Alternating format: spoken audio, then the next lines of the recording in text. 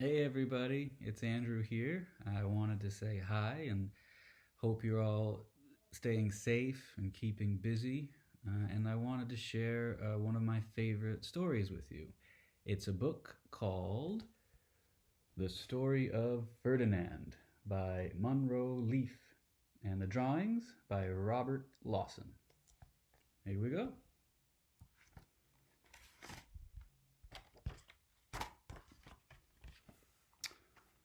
Once upon a time in Spain.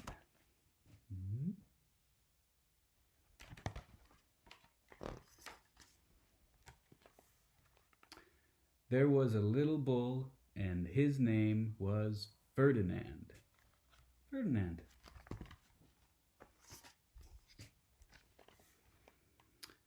All the other little bulls he lived with would run and jump and butt their heads together.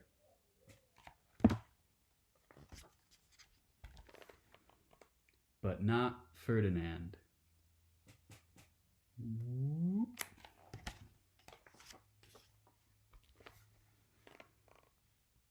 He liked to sit just quietly and smell the flowers.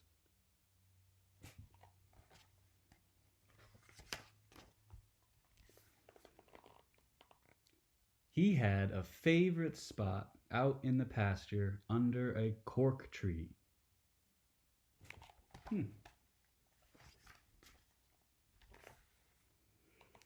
It was his favorite tree, and he would sit in its shade all day and smell the flowers.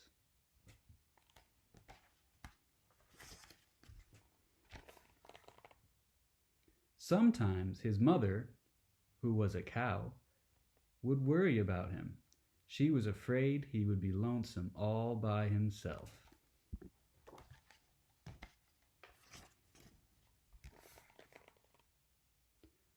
Why don't you run and play with the other little bulls and skip and butt your head, she would say. But Ferdinand would shake his head. I like it better here, where I can sit just quietly and smell the flowers.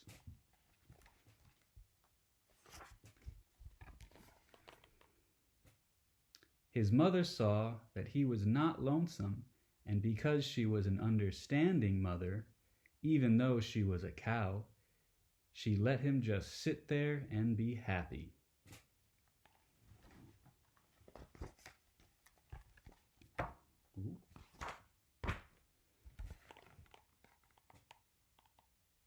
As the years went by, Ferdinand grew and grew until he was very big and strong. Very big.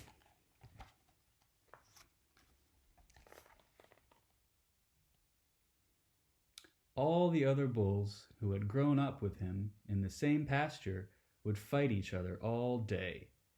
They would butt each other and stick each other with their horns. What they wanted most of all was to be picked to fight at the bullfights in Madrid.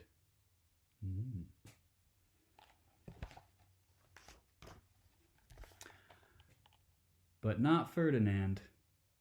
He still liked to sit just quietly under the cork tree and smell the flowers. There he is.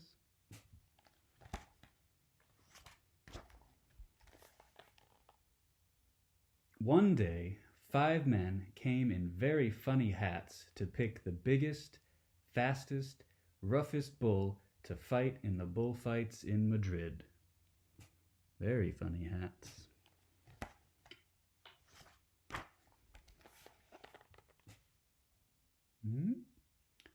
All the other bulls ran around snorting and butting, leaping and jumping, so the men would think that they were very, very strong and fierce and pick them.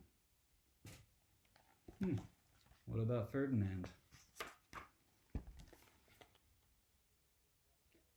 Ferdinand knew that they wouldn't pick him, and he didn't care, so he went out to his favorite cork tree to sit down. Good idea. Uh-oh. He didn't look where he was sitting, and instead of sitting on the nice, cool grass in the shade, he sat on a bumblebee. Uh-oh.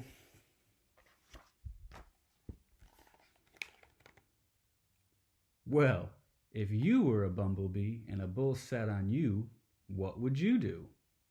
You would sting him, and that is just what this bee did to Ferdinand. Yikes. Wow, did it hurt. Ferdinand jumped up with a snort. He ran around puffing and snorting, butting and pawing the ground as if he were crazy. Don't sit on a bee.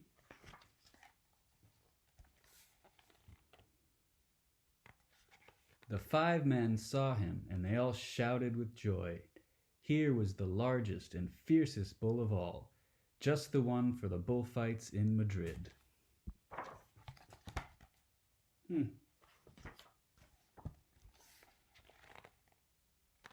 So they took him away for the bullfight day in a cart. There he goes.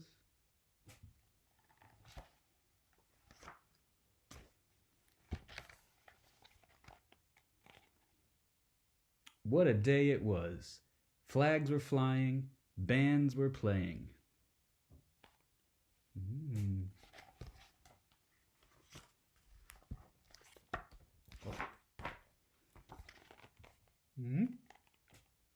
And all the lovely ladies had flowers in their hair. Lovely ladies.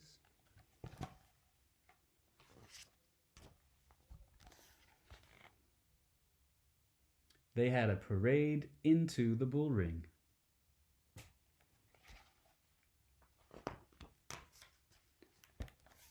First came the banderilleros with long, sharp pins with ribbons on them to stick in the bull and make him mad. Not very nice. Next came the picadores, who rode skinny horses, and they had long spears to stick in the bull and make him madder. I don't like it. Then came the matador, the proudest of all. He thought he was very handsome and bowed to the ladies. He had a red cape and a sword and was supposed to stick the bull last of all.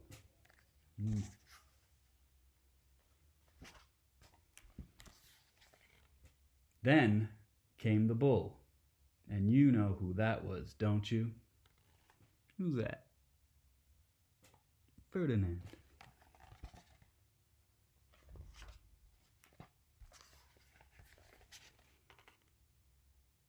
They called him Ferdinand the Fierce, and all the banderilleros were afraid of him, and the picadors were afraid of him, and the matador was scared stiff.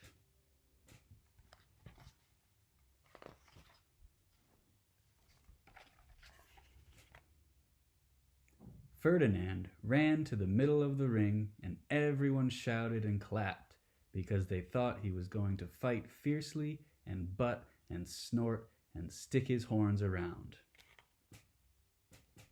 What do you think?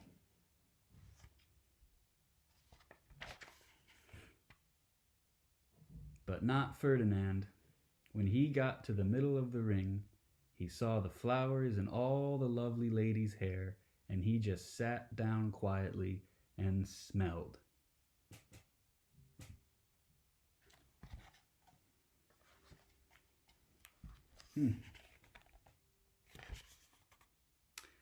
He wouldn't fight and be fierce no matter what they did. He just sat and smelled.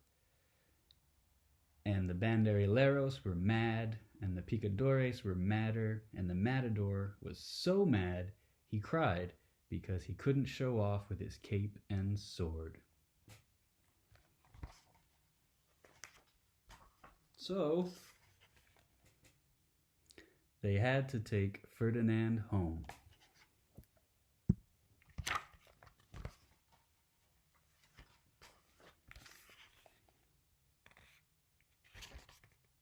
And for all I know, he is sitting there still under his favorite cork tree, smelling the flowers just quietly.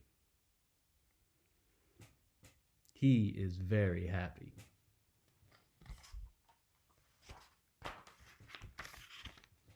The end. Well, I hope you enjoyed that. And again, I hope you are being safe and happy at home.